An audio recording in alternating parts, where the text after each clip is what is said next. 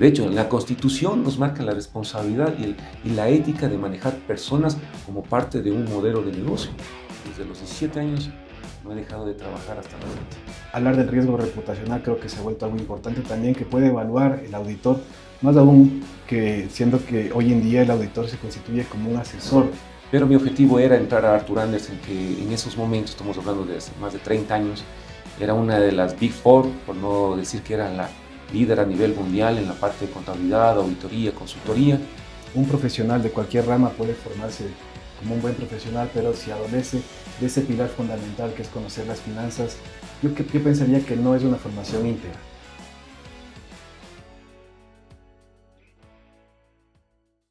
Muy buenas tardes, bienvenidos a nuestro segmento Mentes y Mentores. Hoy tenemos el grato honor de contar con la presencia de alguien muy importante con una trayectoria profesional de lujo. Tenemos el agrado de compartir con alguien que ha tenido una trayectoria en firmas de auditoría importantes como Arthur Andersen, BDO, ha gerenciado un sinnúmero de empresas, ha llevado a cabo procesos de consultoría de manera personal. Fue gerente financiero en el Hospital Los Andes y actualmente es el gerente general de la Clínica Santa Lucía. Es alguien a quien personalmente conozco por alrededor de unos 20 años aproximadamente y bueno, estamos muy complacidos de contar con tu presencia. Me refiero a Javier Aízaga, quien hoy nos acompaña aquí en el set de Mentes y Mentores. Bienvenido. Santiago, qué gusto. Qué gusto poder compartir este tiempo contigo, en tu firma, en este podcast. Para mí es un privilegio contar con esta entrevista. Muchas gracias, Javier. Siempre es un gusto poder conversar contigo.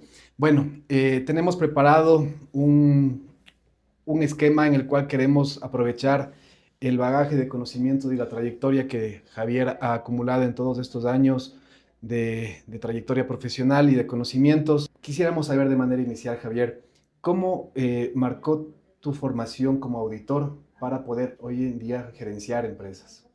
Bueno, hay que remontarse a muchos años atrás. Nos conocemos 20 años y ese es un número bastante importante.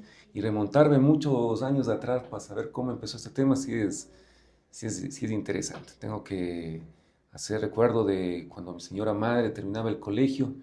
Yo tenía un objetivo de querer ser marinero. Me atraía mucho la parte militar, pero por asuntos médicos no pude ingresar. Y mi madre siempre me motivó para no decaer y me motivó en la parte de la disciplina y cómo tengo que manejarme en la responsabilidad. Y desde los 17 años no he dejado de trabajar hasta la fecha. Como vengo de un colegio que está especializado en contabilidad, que es del de Luis Napoleón Dillon, entonces obviamente la formación profesional tenía que estar orientada a la contabilidad, a la auditoría, a las finanzas. Tuve la oportunidad de iniciar en la firma KPMG en su momento, que estuve por cerca de un año aproximadamente, pero mi objetivo era entrar a Arthur Andersen, que en esos momentos, estamos hablando de hace más de 30 años, era una de las Big Four, por no decir que era la líder a nivel mundial en la parte de contabilidad, auditoría, consultoría, y formar parte de esta escuela yo creo que marcó muchos hitos en la parte personal, profesional, dentro de esta trayectoria que tú lo has mencionado en el inicio. Perfecto, sí, sin duda es una buena escuela todos quienes hemos tenido la oportunidad de formarnos en firmas grandes de auditoría y más aún tratándose de, prácticamente yo concuerdo contigo, la firma número uno en su momento. Así es, así es. Sí, y hoy, ¿cómo crees que ha impactado esa formación en una escuela tan rigurosa como es la de la auditoría? ¿Cómo ha impactado eso para hoy poder desarrollarte a nivel gerencial? Yo creo que el factor importante ha sido el liderazgo. No muchas firmas o muy pocas firmas trabajan también en la formación de liderazgo personal.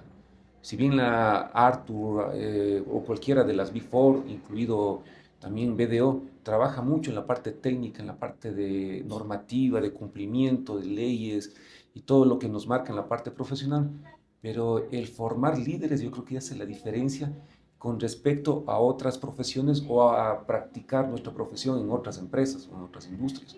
La auditoría tiene ese nivel de exigencia, ese nivel donde nos llevan al máximo de exigencia para demostrar que tenemos que presentar resultados, reportes, informes y más que todo manejar grupos de trabajo, no solamente la interna, sino también el externo. Acordarás de que en nuestras épocas manejábamos proyectos, por ejemplo, el inicio de las NIF. Teníamos que capacitarnos, capacitar y ser capacitadores de capacitadores, y eso forma parte de la madurez profesional que debemos de tener. Entonces, eso es lo que se va quedando en el chip, y como buena generación X que soy, entonces nos toca manejarnos en ese esquema. Sí, así Muy es. disciplinados, muy organizados, muy planificados Exacto. en ese Y proyecto. aprender a desarrollar ese olfato que debe tener un auditor. No tienes idea, a veces las cosas salen por default. Uno dice solamente tiene que ver un estado financiero, lo ve y ya sabe dónde, dónde algo no está tan bien. Sí. Entonces hay personas que dicen, ¿pero cómo se enteró?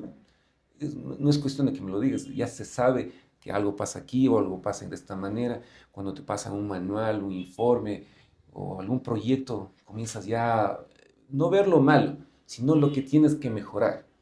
Y eso es lo que mejor muchos empresarios de hoy no lo tienen claro, lo ven al auditor como algo que es de mero cumplimiento normativo. Así es. Toma en cuenta que incluso en nuestro colegio de contadores o ya dentro de la legislatura, ya el ser CPA ya no es obligatorio para ejercer la práctica de la profesión, que para mí en lo particular me resulta difícil de entender y difícil de concebir. Un médico tiene que estar registrado, un abogado tiene que estar calificado, un ingeniero, un arquitecto, ¿por qué no un contador?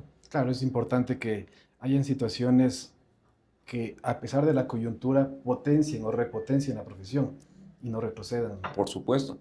Yo tenía un profesor en la universidad que me decía, ¿cuánto en la Tacunga, donde se juega vóley accidentalmente, cuántos están presos por algún tema? ¿Ven abogados, médicos, ingenieros, arquitectos? No, contadores hay bastantes, porque no entienden la responsabilidad de lo que es manejar la situación financiera, los libros o la vida de una empresa, y eso es lo que a veces no se concibe. Claro, esto va más allá de simplemente ejercer la profesión, sino hacerlo con una de las normas que guían nuestra profesión, que es la ética. Exactamente.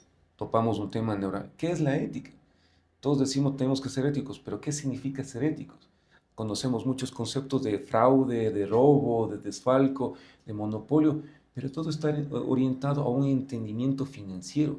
Los números son los que marcan la realidad de una empresa. El 2 más 2 tiene que ser 4, no da 3 ni da 5. El 2 más 2 tiene que ser 4, no da 3 ni da 5. El 2 más 2 tiene que ser 4, no da 3 ni da 5.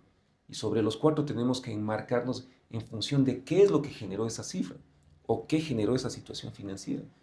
Hoy en día se ha oído mucho que se planea incluir en los pensums de estudios, inclusive a nivel de secundaria y con más razón a nivel de tercer nivel, cierta formación financiera o económica, porque un profesional de cualquier rama puede formarse como un buen profesional, pero si adolece de ese pilar fundamental que es conocer las finanzas, yo pensaría que no es una formación íntegra. Por supuesto, todas las carreras ya están involucrando. Yo que ahora mis hijos les tengo en la universidad, mi hija está siguiendo relaciones internacionales. Y más sigue esa carrera porque no le gustan los números. O sea, le fastidió la vida de profesional el papá y es completamente alejada de los números. Pero en su carrera, en su pensum, también ya se considera la parte de finanzas. Así es. ¿Por qué? Porque un entendimiento que no estés enmarcado en una realidad numérica no existe. Todas las realidades o todo el manejo de nuestra realidad, la historia, la ciencia, la medicina, la política, el derecho, está enmarcado sobre una realidad financiera. Y el buen uso de los recursos de una entidad.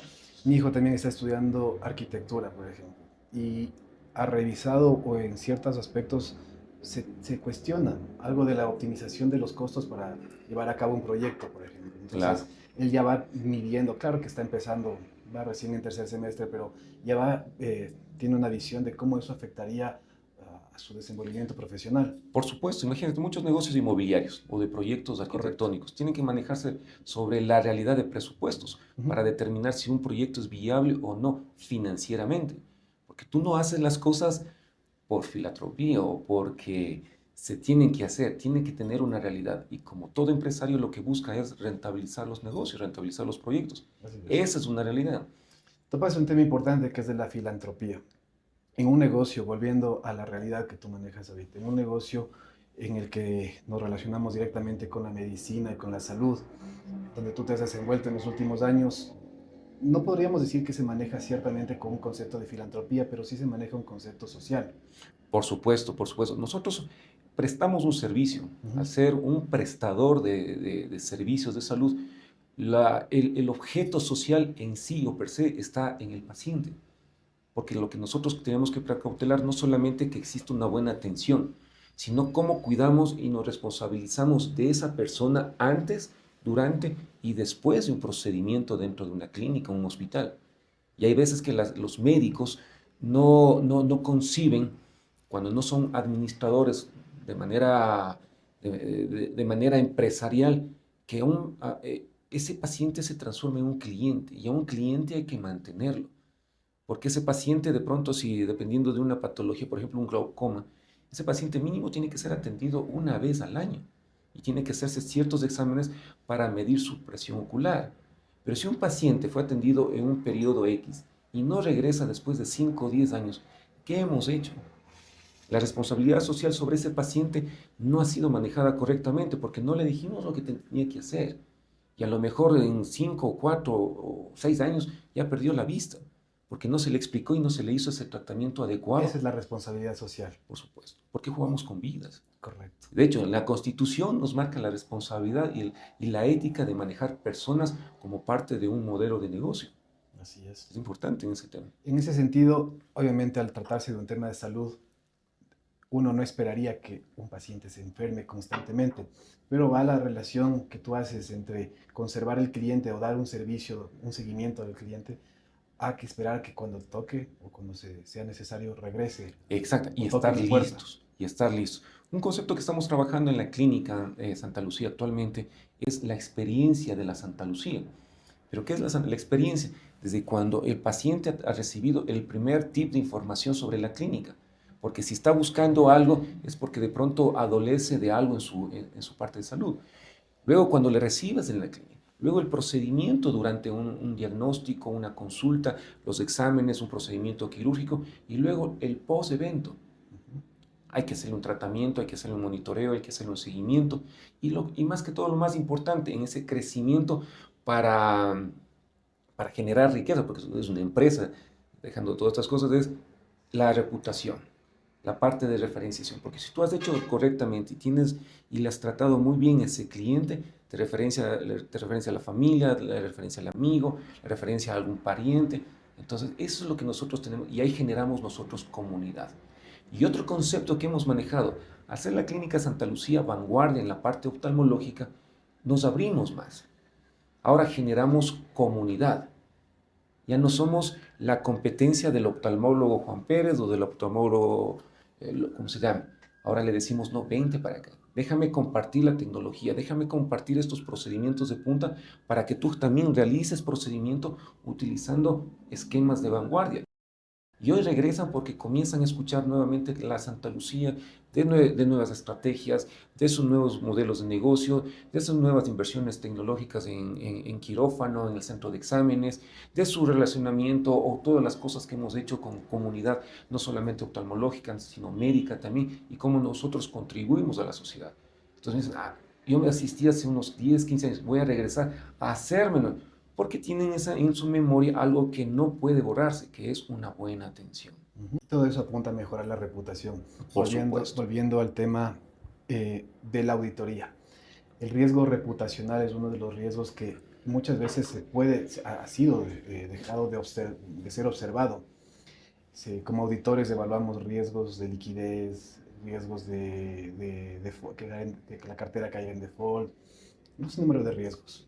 Hablar del riesgo reputacional creo que se ha vuelto algo importante también que puede evaluar el auditor, más aún que siendo que hoy en día el auditor se constituye como un asesor, una mano derecha, sea interno o externo, con los respectivos límites. Un auditor se puede constituir como la mano derecha de la administración para alertar sobre esos riesgos. Estoy muy de acuerdo. Pero eso se transforma cuando un empresario tiene correctamente el entendimiento de qué es el auditor y su rol dentro de la empresa. Si un empresario no tiene claro cuáles son los objetivos de una auditoría externa, de una auditoría interna, el auditor externo ya no se transforma en asesor, sino se transforma en un gasto más o en un número más en el estado financiero. El empresario que está correctamente inteligenciado y sabe cómo manejar la relación con una auditoría externa sabe que no es ni siquiera solamente un buen asesor, sino es un socio estratégico, porque es esa persona o es esa empresa independiente que le ayuda a generar valor agregado en sus procesos. ¿Cuáles? Operativos, financieros, administrativos, talento humano, cualquiera que se quiera llamar. Hay una de las debilidades que se tiene cuando uno es empresario y no ha sido financiero o no ha sido auditor o no tiene esa concepción, los actores se transforman en islas independientes dentro de una sola estructura. Por allá la gerencia, por allá la gerencia financiera, por acá talento humano, por acá operaciones, por acá la gerencia general. Y no tienes objetivos en común. Y el objetivo en común es la institucionalidad de la empresa.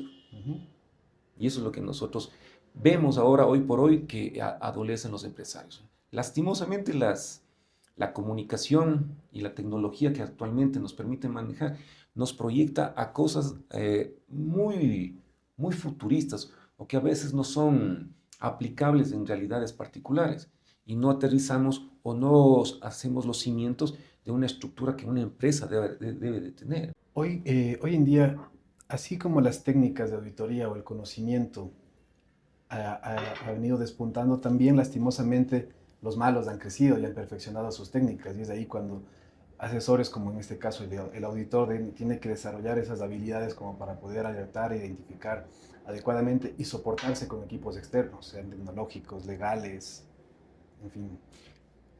Acuérdate con lo que empezamos desde el inicio, desde cómo nos formamos, desde que somos generación X y cómo nos formaron nuestros padres, en mi caso mi madre.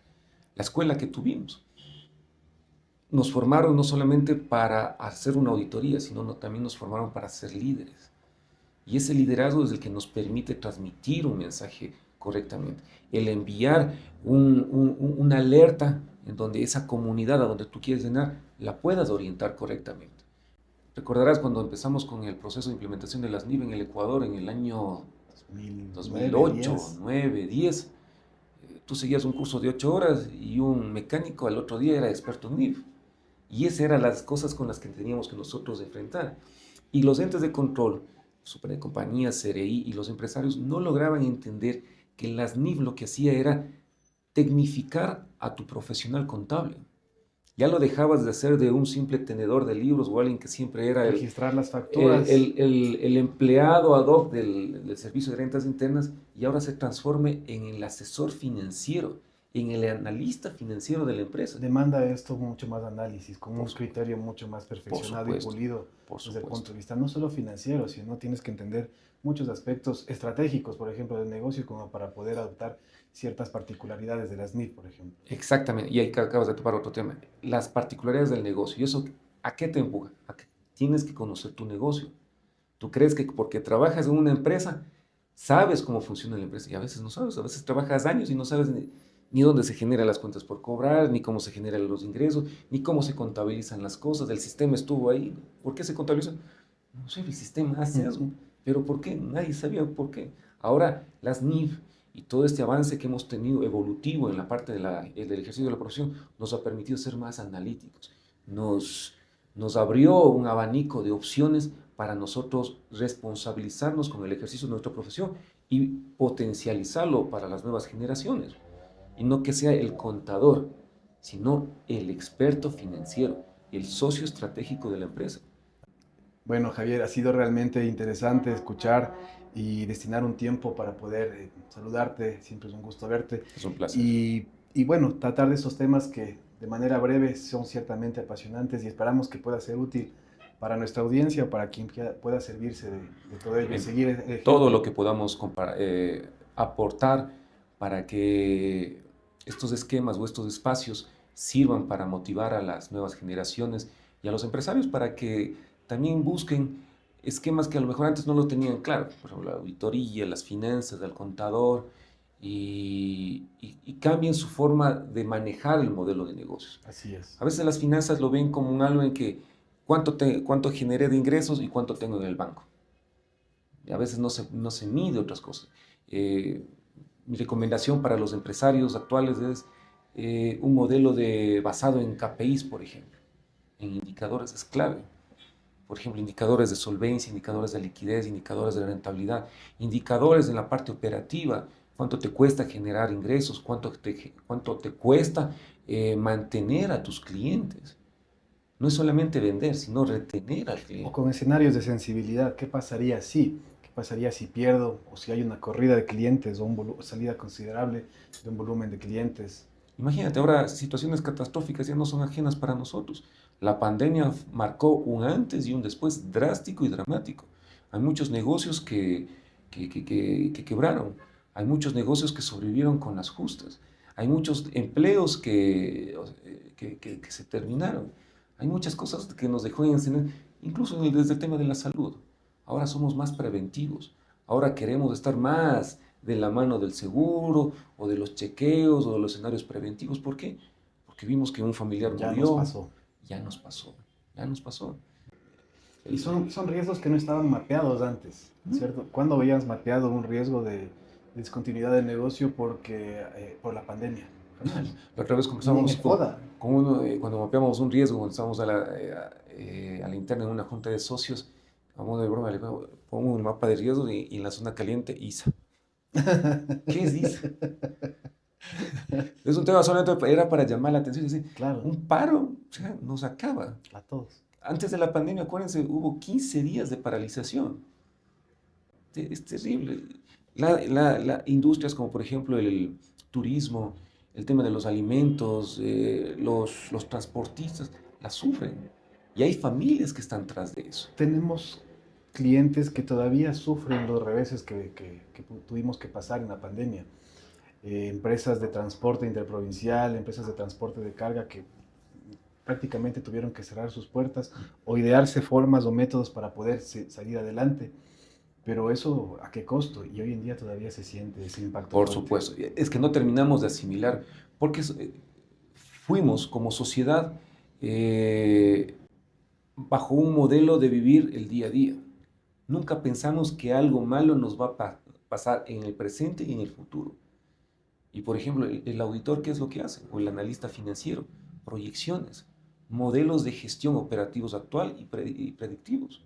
¿Sobre qué? Sobre estadísticas para poder decir a alguien, oye, mira, esto que vamos a hacer puede ser que nos vaya mal. Porque toma en cuenta que en gestión de riesgos, ¿cuál es la esencia de la gestión de riesgos? Cuando hacemos un análisis de gestión, ¿qué es lo peor que puede pasar? Y sobre eso marcamos una estrategia para mitigar o minimizar el impacto que podamos tener.